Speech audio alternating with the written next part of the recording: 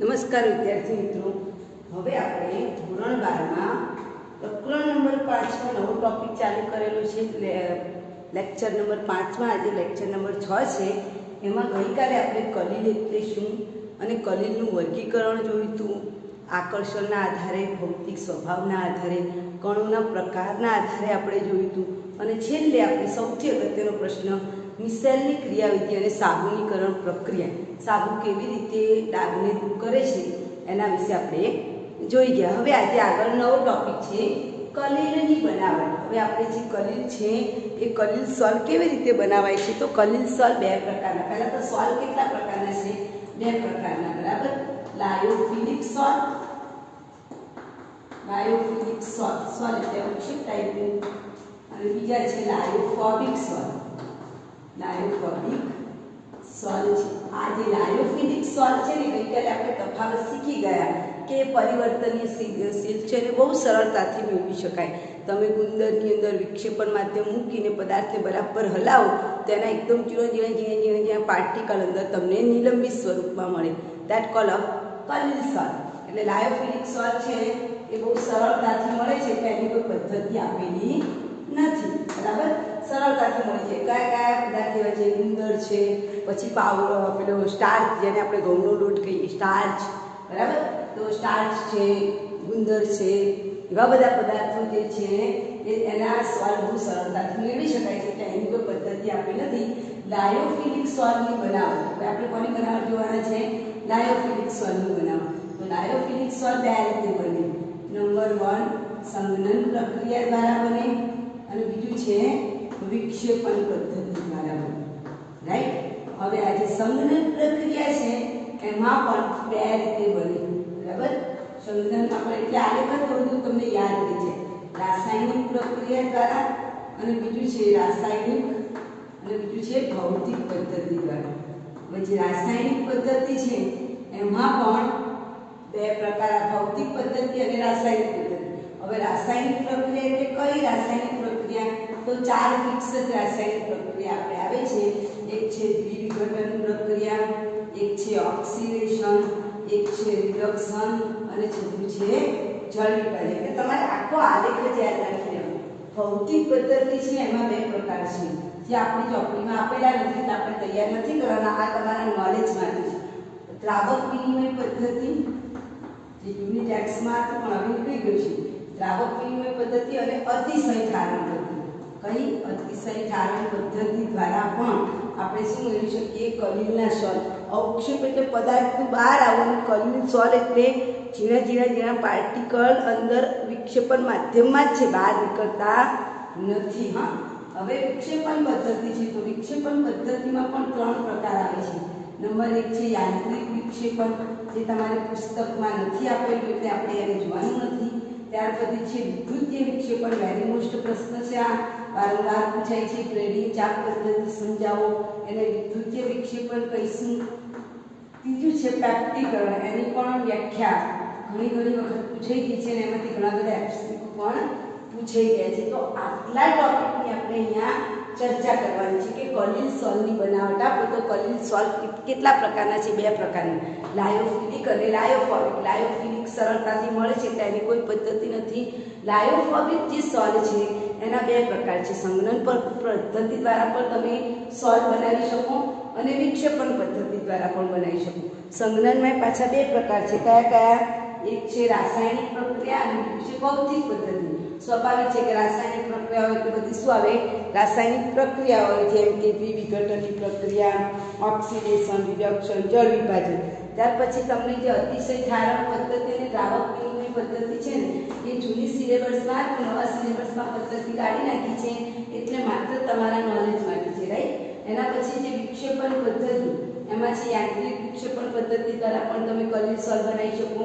વિદ્યુતીય વિક્ષેપણ, જેને ગ્રેડિંગ ચાપ પદ્ધતિ કહેવાય, અને પ્રેક્ટિકરણ દ્વારા, એમાં પણ યાંત્રિક વિક્ષેપણ પદ્ધતિ છે એ કાઢી નાખી છે. એમાં કલીલ ઘંટીનો ઉપયોગ થાય છે. જેમ આપણે લોટ, ઘઉં દળવા માટે ઘઉં દળવાની જે ઘંટી તમે બધાએ જોઈ હશે, એ ઘંટીમાં કેવા પટ્ટા હોય ને ગોળ ગોળ ફરે, એમ અહીંયા પણ ધાતુના મોટા ટુકડાને એમાં નાખવામાં આવે, અને કલીલ ઘંટીમાં બરાબર પીસાઈ અને એનું શેમાં રૂપાંતર થાય? સોલમાં. એટલે આ પદ્ધતિ પણ આપેલી ભણવાની છે. એક તો રાસાયણિક પદ્ધતિ અને બીજું છે વિદ્યુતીય વિક્ષેપણ અને પ્રેક્ટિકલ. પહેલા તો આને તમારા મગજમાં ક્લિયર કરી દો અને આને લખી નાખો. બરાબર, 2-5 મિનિટ જોઈ લો, આને લખી દો. ત્યાર પછી હવે આપણે આની શરૂઆત કરીએ કે સંઘનન એટલે શું. સંઘનન એટલે પદાર્થનું ભેગાથવું.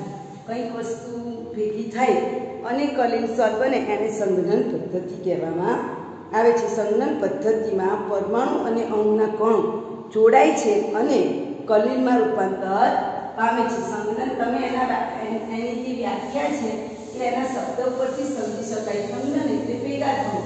તમે કોઈ પણ પ્રક્રિયા તારા પદાર્થને ભેગા કરો અને એ કલીલમાં ફેરવાઈ જાય that કલરિંગ સોલ્ટ. બરાબર, એને આપણે કલીલ સોલ્ટ કહીશું. તો હવે સંઘનન પ્રક્રિયામાં જોઈએ. કલીલ સોલ્ટની પહેલી પદ્ધતિ કઈ લખાઈને સંઘનન લખાવી. તો સંઘનનમાં પણ 2 પ્રકાર છે. કયા કયા? રાસાયણિક અને ભૌતિક લખાયું. એમાંથી આપણે કોના પ્રકાર જોવાના છે?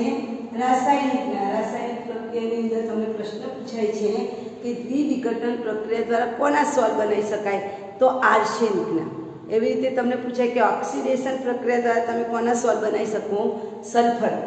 રિડક્શન પ્રક્રિયા દ્વારા કોના સોલ્ટ બનાવી શકો? ગોલ્ડના. અને જળ વિભાજન પ્રક્રિયા દ્વારા FeIN ફેરસ ઓક્સાઇડના કલીલ સોલ્ટ બનાવી શકું છું. કેવી રીતે બનાવી શકાય? તો હું દ્વિવિઘટનની પ્રક્રિયા લખું છું. આર્સેનિક આપેલું છે. એ આર્સેનિકના સોલ્ટ બનાવવા માટે દ્વિવિઘટન, તમારે ખાલી ઘટનાના નામ યાદ રાખવાના છે દીકરા. આર્સેનિક ઓક્સાઇડ છે, એ આર્સેનિક ઓક્સાઇડનું તમે દ્વિવિઘટન કરાવશો એટલે દ્વિવિઘટન થઈને તમને આર્સેનિકના સોલ્ટ મળશે. એટલે તમારે યાદ રાખવાનું આ સોલ્ટનું નામ શું છે? Arsenic salt. AS2S3 + 3H2 + 3H2 તો વિઘટન. તમને આ પ્રશ્ન પૂછાય દ્વિવિઘટન દ્વારા કયા પદાર્થના સોલ્ટ મેળવી શકાય? Arsenic sulphide. આનું નામ શું છે? Arsenic sulphide. Arsenic sulphide very most MCQ છે. આર્સેનિક સલ્ફાઇડને સોલ્ટ મળે છે. કેવી રીતે? મારે સલ્ફરના સોલ્ટ મેળવવા છે તો SO2 + H2S વાયુ, SO2 + H2S વાયુ શું કરવામાં આવે? ઓક્સિડેશન પ્રક્રિયા. બરાબર, ઓક્સિડેશન પ્રક્રિયા કરીશું એટલે આપણને કોના સોલ્ટ મળશે? સલ્ફરના સોલ્ટ મળે છે. યાદ રાખવું, તમારે પરીક્ષામાં યાદ રાખવાનું છે કે ભાઈ ઓક્સિડેશન પ્રક્રિયા દ્વારા કોના સોલ્ટ મળી શક્યા? સલ્ફરના કલીલ સોલ્ટ મળે છે. એવી રીતે આપણે ગોલ્ડ એટલે કે સોનું એના સોલ્ટ મેળવવા છે તો એ ફોર્માલ્ડિહાઇડની હાજરીમાં, ફોર્માલ્ડિહાઇડ એટલે SCHO, એની હાજરીમાં તમે રિડક્શન પ્રક્રિયા કરાવશો. કોની હાજરીમાં? ફોર્માલ્ડિહાઇડ. એની હાજરીમાં રિડક્શનની પ્રક્રિયા કરાવીએ ત્યારે આપણને શું મળશે? AU એટલે કે ગોલ્ડના અવક્ષેપ મળશે. આલ્ડીહાઇડનું રૂપાંતરણ એસિડમાં થઈ જશે અને પાણીના અણુ મુક્ત થશે. તો આ પ્રશ્ન તમને પૂછાય કે ભાઈ ગોલ્ડ છે એટલે કે સોનાના કલીલ સોલ્ટ મેળવવા માટે કઈ પદ્ધતિ? તો રિડક્શન પદ્ધતિ. એવી રીતે જળ વિભાજન પદ્ધતિ દ્વારા FeCl3 માંથી FeOS જળ વિભાજન પ્રક્રિયા દ્વારા સ્વાભાવિક છે જળ વિભાજન થાય એટલે પાણીનો અણુ ઉમેરાય. તો જળ વિભાજન પ્રક્રિયા દ્વારા FeCl3 ફેરિક ક્લોરાઇડ માંથી ફેરિક ઓક્સાઇડના આપણને શું મળે છે? અવક્ષેપ મળે છે. તો આ તમારી થઈ ગઈ રાસાયણિક પદ્ધતિ દ્વારા કલીલ સોલ્ટ બનાવવાની પદ્ધતિ. કઈ કઈ 4 પદ્ધતિ છે? દ્વિવિઘટન પદ્ધતિ, ઓક્સિડેશન પદ્ધતિ, રિડક્શન પદ્ધતિ અને જળ વિભાજન પદ્ધતિ. દ્વિવિઘટન દ્વારા આર્સેનિક સલ્ફાઇડના સોલ્ટ મળે. માત્ર સલ્ફાઇડના સોલ્ટ મેળવવા હોય તો ઓક્સિડેશન પ્રક્રિયા, રિડક્શન પ્રક્રિયા દ્વારા ગોલ્ડના મેળવી શકાય, જેમાં ફોર્માલ્ડિહાઇડનું પરિવર્તન શેમાં થશે? એસિડમાં થશે. પછી FeCl3 છે એનું જો તમે જળ વિભાજન કરો તો તમે ફેરિક ઓક્સાઇડના કલીલ સોલ્ટ બને. તો આ પહેલી પદ્ધતિ થઈ ગઈ કે જે રાસાયણિક પ્રક્રિયા દ્વારા આપણે કલીલ સોલ્ટ મેળવીએ છીએ. પછી બીજી પદ્ધતિ છે ભૌતિક પદ્ધતિ, જે તમારા સિલેબસમાંથી નીકળી ગઈ છે. એમાં મેં 2 પ્રકાર લખાયા છે. દ્રાવક વિનિમય પદ્ધતિ. આ દ્રાવક વિનિમય પદ્ધતિ એટલે તમે જેને દ્રાવક લીધો છે એને દ્રાવ્ય કરવાનો, દ્રાવ્ય લીધો છે એને દ્રાવક કરવાનો. આલ્કોહોલ લેવાનું, આલ્કોહોલમાં પાણી નાખવાનું એટલે એના દ્વારા પણ જે અંદર ઓગળેલા પદાર્થ છે એ કલીલ સોલ્ટ સ્વરૂપે તમને જોવા મળશે. બરાબર, આ પ્રેક્ટિકલ આપણે આવશે એટલે તમને બતાવશું. કલીલ સોલ્ટની બનાવટના પ્રેક્ટિકલ દાર્શનિક પ્રેક્ટિકલમાં છે 12માં. ઓકે, એના પછી છે અતિશય ઠારણ પદ્ધતિ, જે પણ તમારા સિલેબસમાંથી કાઢી નાખી છે. એમાં એવું હોય છે કે જે પદાર્થના તમારે સોલ્વ મેળવવાના હોય છે એને બરફવાળા પાત્રમાં મૂકવામાં આવે છે, એટલે જેમ જેમ એ ઠંડુ પડે છે એના કણો ભેગા થાય છે. એના કારણે શું બને છે? કલિસર. કારણ કે આ પદ્ધતિનું નામ છે સંઘનન, એટલે ગમે તે પ્રક્રિયા દ્વારા એને શું કરવાના છે? ભેગા કરવાના. હવે બીજો પ્રકાર હતો આપણે વિક્ષેપણ. તો વિક્ષેપણના મેં તમને 3 પ્રકાર લખાયા. કયા કયા? યાંત્રિક વિક્ષેપણ પદ્ધતિ, પછી બીજું લખાયું હતું વિદ્યુતીય વિક્ષેપણ અને પ્રેક્ટિકલમાંથી યાંત્રિક વિક્ષેપણ નીકળી ગયું. યાંત્રિક એટલે સ્વાભાવિક યંત્ર. યંત્ર એટલે કયું યંત્ર? કલીલ ઘંટી. એ કલીલ ઘંટી આવી જૂના સિલેબસમાં હતું ને એ નીકળી ગયું છે. આવી કલીલ ઘંટી હોય છે અને એ કલીલ ઘંટીની અંદર આવી રીતે ફરતો પટ્ટો હોય છે. એમાંથી અહીંથી તમે ધાતુના કણોને નાખો તો અહીંયા કલીલના કણો દળાઈને અહીંયા કલીલ સોલ્વમાં શું પામે છે? રૂપાંતર પામે છે. પણ એ તમારા સિલેબસમાં નથી, એટલે ખાલી નોલેજ માટે છે કે વિક્ષેપણ પ્રક્રિયાના 3 પ્રકાર છે. યાંત્રિક વિક્ષેપણ પદ્ધતિ, જેમાં કલીલના સોલ બનાવવા માટે ઘંટીનો ઉપયોગ થાય છે. અને આઈ થિંક બીજું એ ઘંટીનું દડા ઘંટી પણ કહેવામાં આવે છે. ઘંટીનું બીજું નામ છે દડા ઘંટી અથવા તો અલ્ટ્રાસોનિક ઘંટી પણ કહેવામાં આવતું હતું. પણ એ ઘંટી હવે તમારે નીકળી ગઈ છે. તો હવે બીજી પદ્ધતિ જોઈશું, વિદ્યુતીય વિક્ષેપણ પદ્ધતિ. આ જે વિદ્યુતીય વિક્ષેપણ પદ્ધતિ છે એ વેરી મોસ્ટ છે. એ તમને પરીક્ષામાં ગ્રેડિંગ ચાપ પદ્ધતિ, વિદ્યુતીય વિક્ષેપણ પદ્ધતિ જે પરીક્ષામાં ગ્રેડિંગ ચાપ પદ્ધતિ દ્વારા ચાપ પદ્ધતિનું વર્ણન કરો એ સ્વરૂપે પૂછવામાં આવે છે. તો સૌથી પહેલું વાક્ય શું કે તમારે શું યાદ રાખવાનું? પદ્ધતિમાં 2 ઘટના થાય. પહેલા વિક્ષેપણની ઘટના થાય, જેને નવી ચોપડીમાં આપ્યું છે પરિક્ષેપણ. એટલે વિક્ષેપણની જગ્યાએ તમારે કયો શબ્દ લખવાનો છે? પરિક્ષેપણ. વિક્ષેપણની ઘટના થાય એટલે કણો છૂટા પડે. અને પછી કઈ ઘટના થશે? સંઘનન. એટલે પહેલું વાક્ય તમારે લખવાનું, કારણ કે મેઇન વાક્ય છે કે ભાઈ આ ગ્રેડિંગ ચાપ પદ્ધતિ કોની સાથે સંકળાયેલી છે? તો વિક્ષેપણ પ્રક્રિયા અને સંઘનન સાથે સંકળાયેલી છે. ગ્રેડિંગ ચાપ પદ્ધતિમાં વિક્ષેપણ તથા સંઘનન બંને સંકળાયેલા હોય છે. એટલે આપણે એ પહેલું વાક્ય ખાસ લખીશું, કારણ કે એની પર જ આખું ગ્રેડિંગ ચાપ પદ્ધતિ વિક્ષેપણ કૌંસમાં લખું છું પરિક્ષેપણ. હા, કારણ કે પરિક્ષેપણ શબ્દ હવે આપેલો છે. આમ તો વિક્ષેપણ જ હોવું જોઈએ, બરાબર? વિક્ષેપણ તથા સંઘનન. વિક્ષેપણ અને સંઘનન બંને ઘટનામાં થાય છે, સંઘનન સાથે સંકળાયેલું છે. આપણે લખીશું પહેલું વાક્ય સૌથી અગત્યનું છે. આના વગર તમે આ પ્રક્રિયા સમજાવી ન શકો. એનો મતલબ કે જ્યારે પ્રક્રિયા થશે ત્યારે વિક્ષેપણ થશે. વિક્ષેપણ થશે એટલે કણો છૂટા પડશે અને પછીની પ્રક્રિયામાં અણુ શું થશે? ભેગા થશે. આ પ્રક્રિયા દ્વારા કોના સોલ બને છે? તો બધી મોંઘી ધાતુ, ગોલ્ડ છે, સિલ્વર છે, પ્લેટિનમ છે, એવી ધાતુઓના કલિત સોલ આ પદ્ધતિ દ્વારા બનાવી શકાય. ગોલ્ડ છે, સિલ્વર છે, પ્લેટિનમ છે, જેવી મોંઘી ધાતુઓના સોલ આ પદ્ધતિ દ્વારા આપણે બનાવી શકીએ છીએ. હવે હું આકૃતિ દોરું છું. એમાં પહેલા એક મોટું બીકર લીધેલું છે. એ મોટા બીકરની અંદર મેં બરફના ટુકડા નાખેલા છે. એની અંદર પાછું બીજું એક નાનું પાત્ર મૂકેલું છે અને એ પાત્રની અંદર મેં વિક્ષેપણ માધ્યમ એટલે કે પાણી લીધેલું છે. શું લીધેલું છે? વિક્ષેપણ માધ્યમ લીધેલું છે. આ જે ચાલો આ મોટું બીકર છે એને મેં બરફના ટુકડાઓ છે અથવા તો બરફના પાણીથી ભરેલું છે. હા, અહીંયા તમારી ચોપડીમાં બરફના ટુકડા દોરેલા નહીં હોય, બરાબર? આપણે બરફના ટુકડા બતાવીએ છીએ, બરાબર? આ બરફના ટુકડા છે. મોટું બીકર છે, એ બીકરની અંદર બરફના ટુકડાઓ આપેલા છે, બરાબર? અથવા તો બરફનું પાણી પણ તમે લઈ શકો છો. અને એ બીકરની અંદર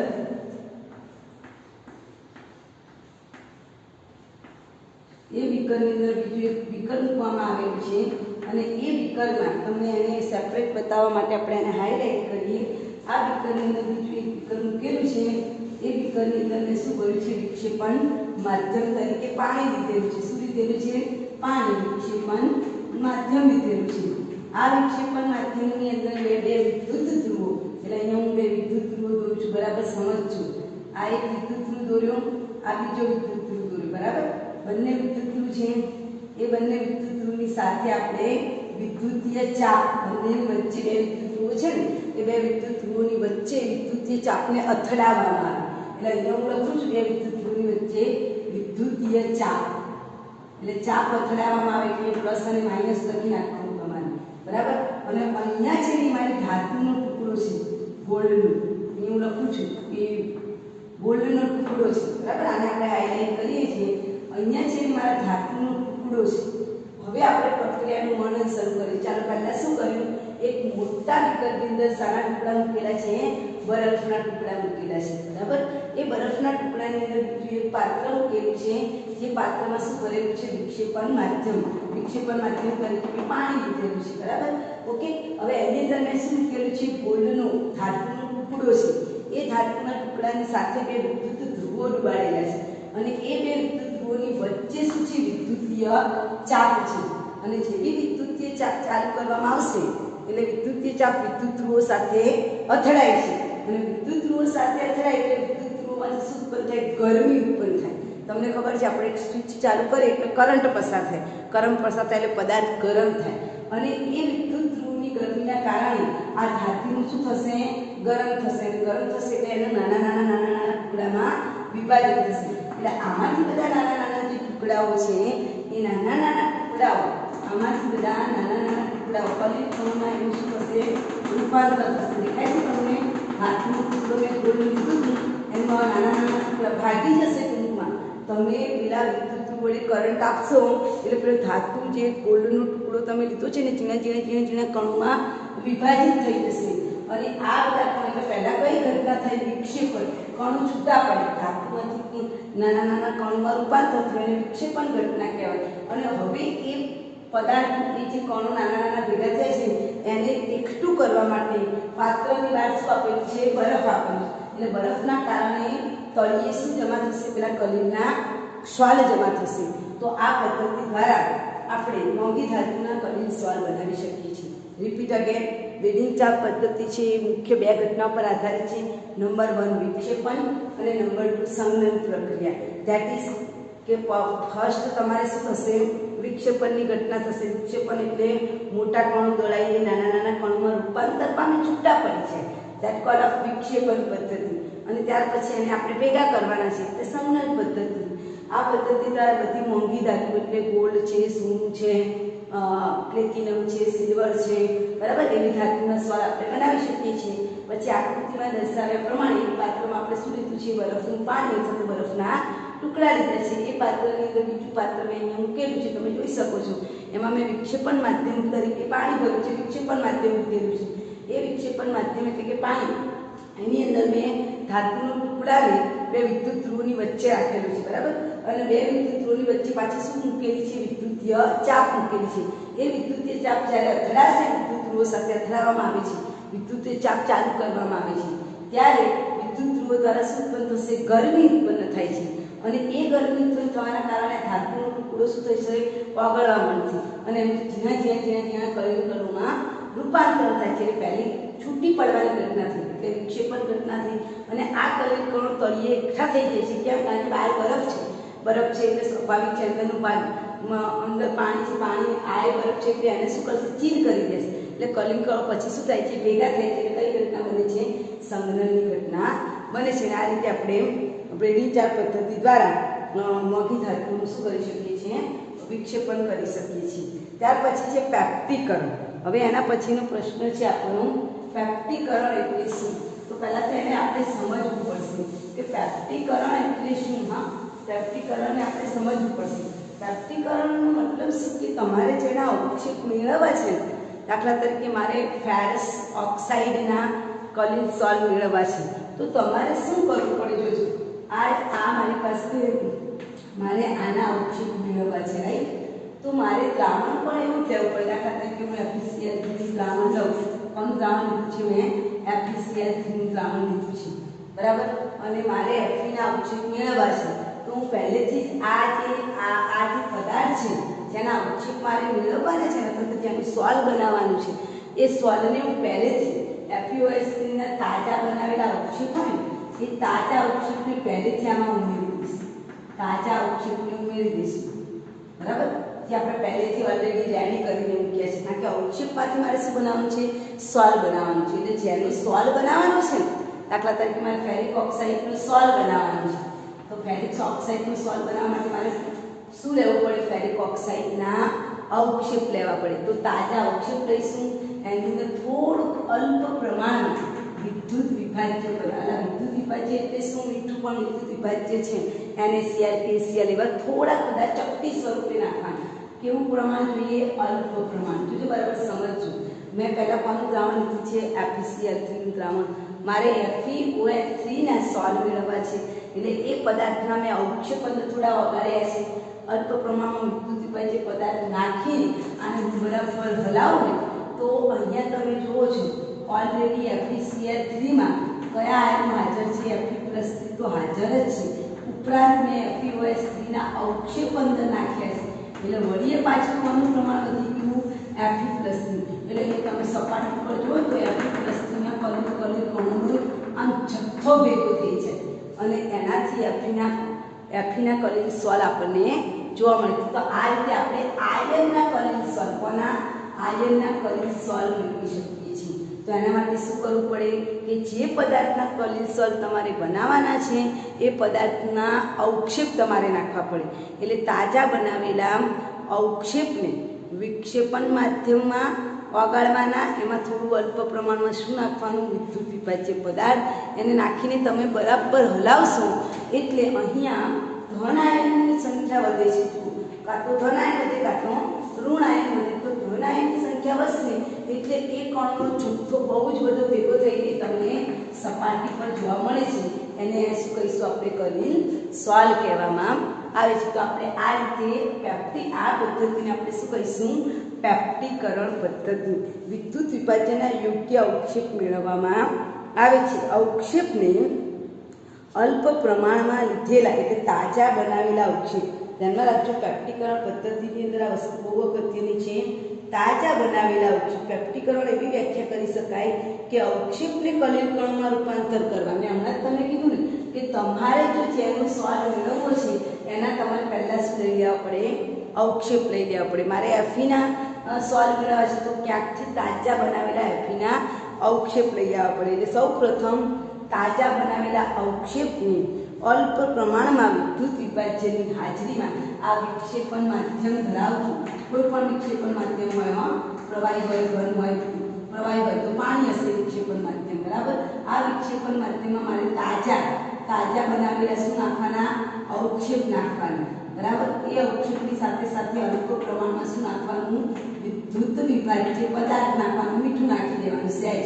બરાબર. અને પછી તમે આને બરાબર હલાવશો એટલે એમાંથી જે આયન તમે મેળવવા માંગો છો, દાખલા તરીકે FeCl3 નું દ્રાવણ છે, એમાં મેં FeOH નાખ્યું તો તમે દેખી શકો છો કયા આયનની સંખ્યા વધી ગઈ? Fe+3. એટલે સપાટી પર કયા કલિલ સોલ મળશે? Feના કલિલ સોલ મળશે. એવી રીતે માની લો કે મારી પાસે FeOH3 નું દ્રાવણ છે.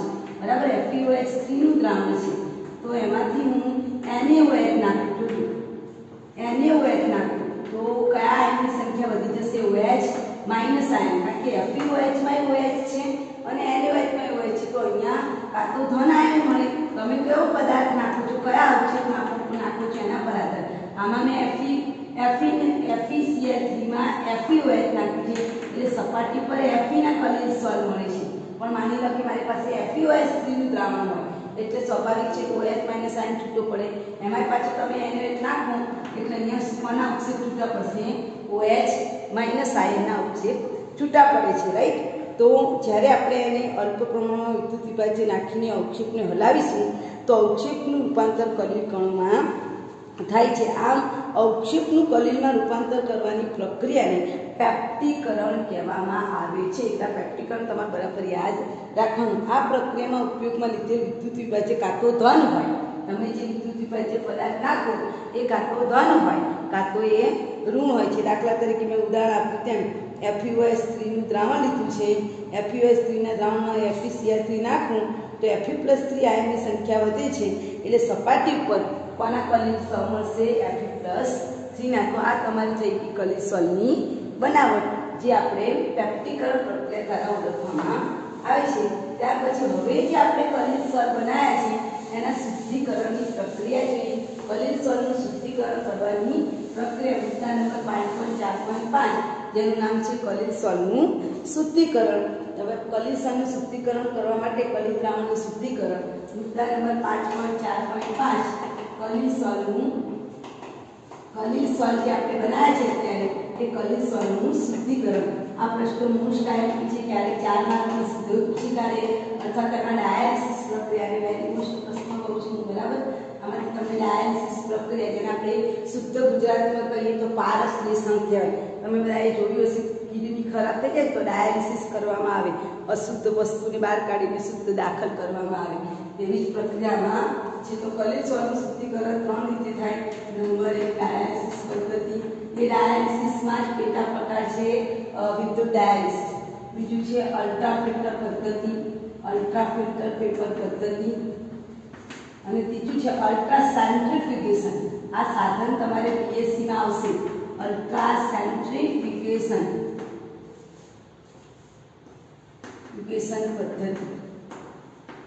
પદ્ધતિ બરાબર। આ ત્રણ પદ્ધતિ દ્વારા આપણે જે કલિલ સોલ બનાવેલા છે એનું આપણે શું કરી શકીએ છીએ, શુદ્ધિકરણ કરી શકીએ છીએ બરાબર। તો પહેલી પ્રક્રિયા છે ડાયાલિસિસની પ્રક્રિયા। આ ડાયાલિસિસને શુદ્ધ ગુજરાતીમાં પારસલેષણ પણ કહેવામાં આવે છે।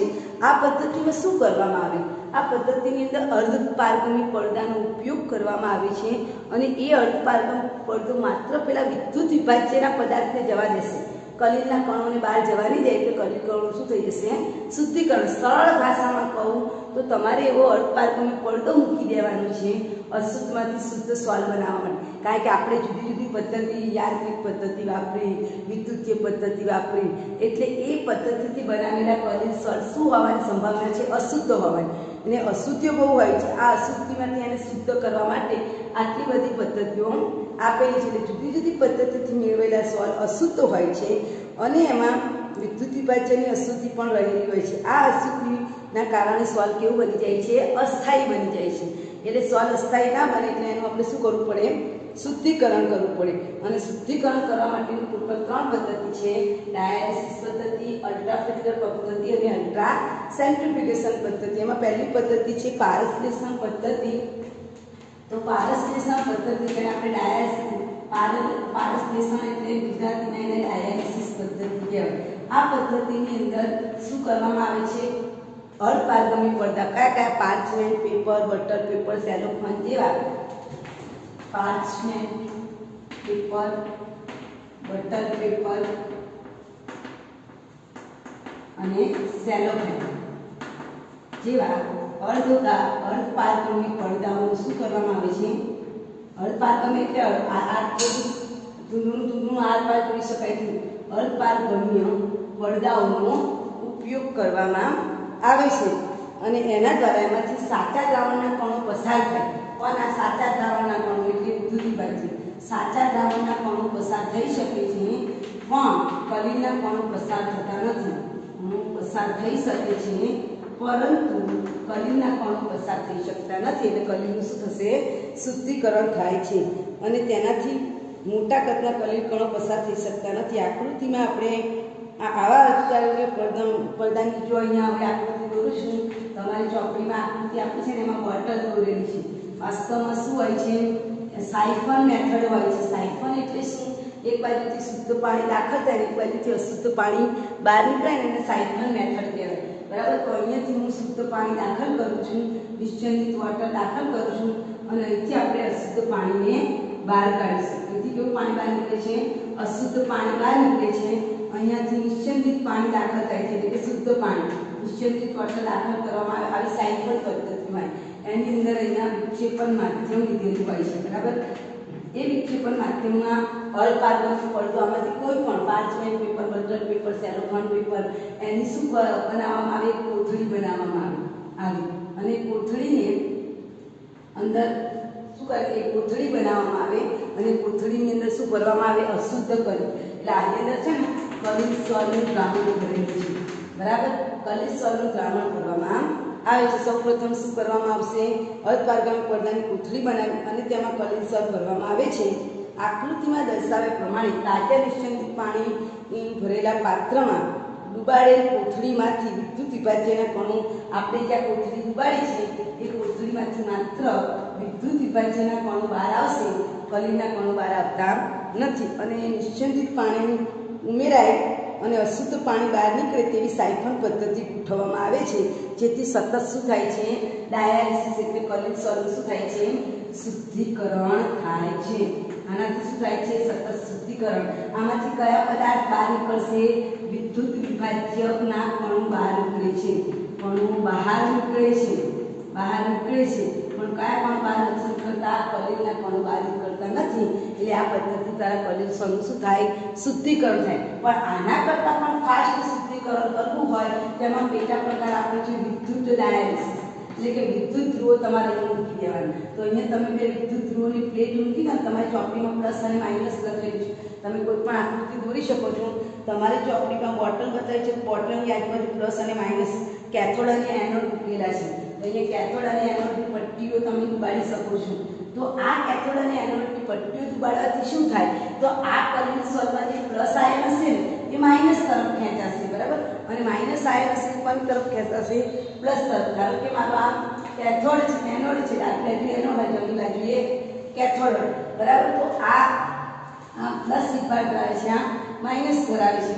તો આની અંદર જે આયનો ઋણ વિભાજિત હશે એ ઋણ વિભાજિત આયન કોની તરફ ખેંચાશે, પ્લસ તરફ ખેંચાશે. અને દાખલા તરીકે મેં FeOH3 લીધેલો છે, બરાબર. તો Fe+3 છે, પ્લસ છે, તો પ્લસ કયા તરફ ખેંચાશે, ઋણ વિદ્યુત ધ્રુવ તરફ. અને માઇનસ છે કોની તરફ ખેંચાશે, પ્લસ તરફ ખેંચાશે. એટલે ઝડપથી ડાયાલિસિસની પ્રક્રિયા થાય છે.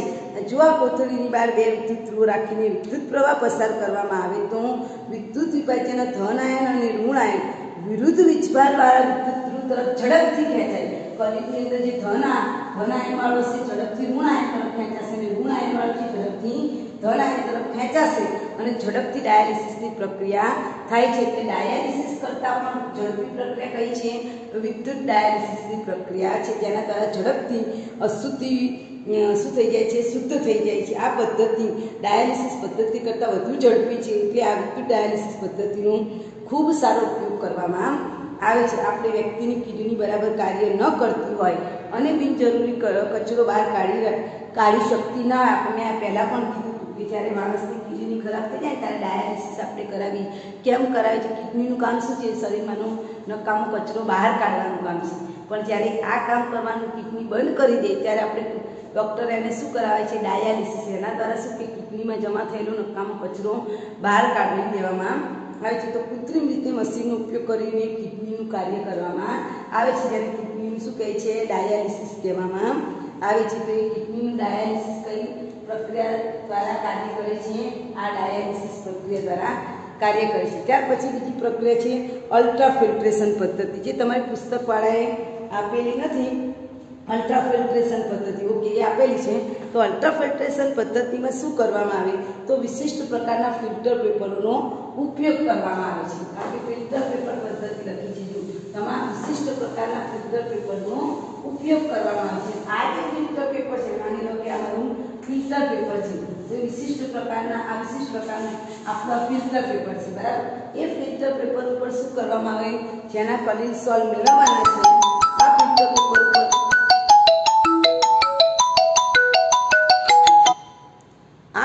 પેપર ઉપર કલિનના જે સોલ છે એ કલિનના સોલ વિદ્યુત વિભાજ્યને નીકળવા દે છે.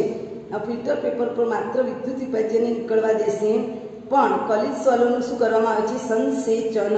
એટલે શું કરવામાં, આ ફિલ્ટર પેપર છે ને એમાં કલિનનું દ્રાવણ નાખવામાં આવે. શું નાખવામાં આવે, કલિનનું દ્રાવણ. પછી એ કલિનના દ્રાવણને એવી રીતે દબાવવામાં આવે કે કલિનના બધા જ કણો આમાં શું થઈ જાય, શોષાઈ જાય. કોના કણો, કલિન કણો શોષાઈ જશે.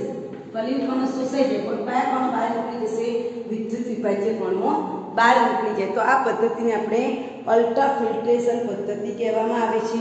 એના પછી છે અલ્ટ્રા સેન્ટ્રીફ્યુગેશન પદ્ધતિ.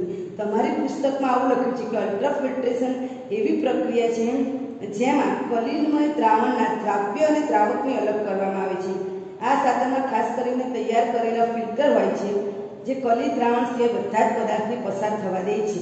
કલિન કણો ફિલ્ટર પેપરમાંથી પસાર થતા નથી, કારણ કે તેના છિદ્રો ઘણા મોટા હોય છે.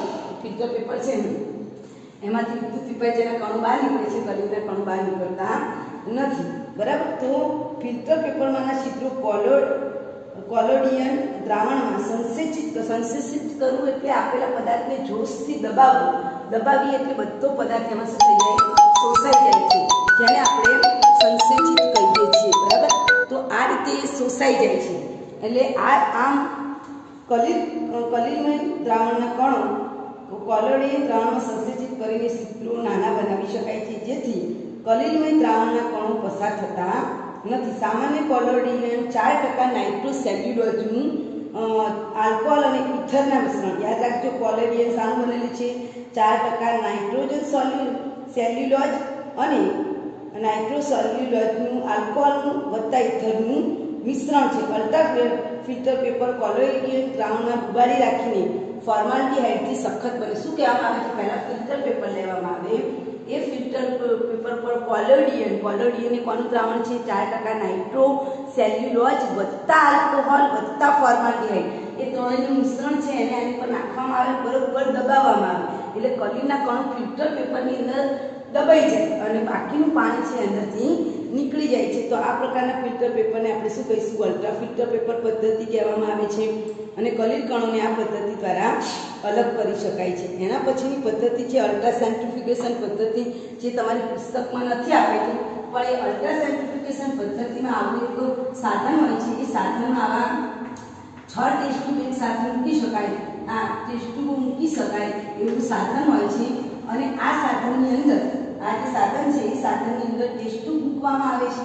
અને ટેસ્ટ ટ્યુબમાં આપણે જેના અવક્ષેપ, ધારો કે મેં પ્રયોગશાળામાં સમૂહ નંબર 2 ના અવક્ષેપ લાવેલી છું, તો અવક્ષેપની અંદર પાણી બધા અવક્ષેપ મિક્સ છે, મારે એકલા અવક્ષેપ જોઈએ છે, તો એ ટેસ્ટ ટ્યુબને તમે આ અલ્ટ્રા સેન્ટ્રીફ્યુગેશન સાધનમાં અહીંયા મૂકી દો છો. એટલે આ તમારું દ્રાવણ છે.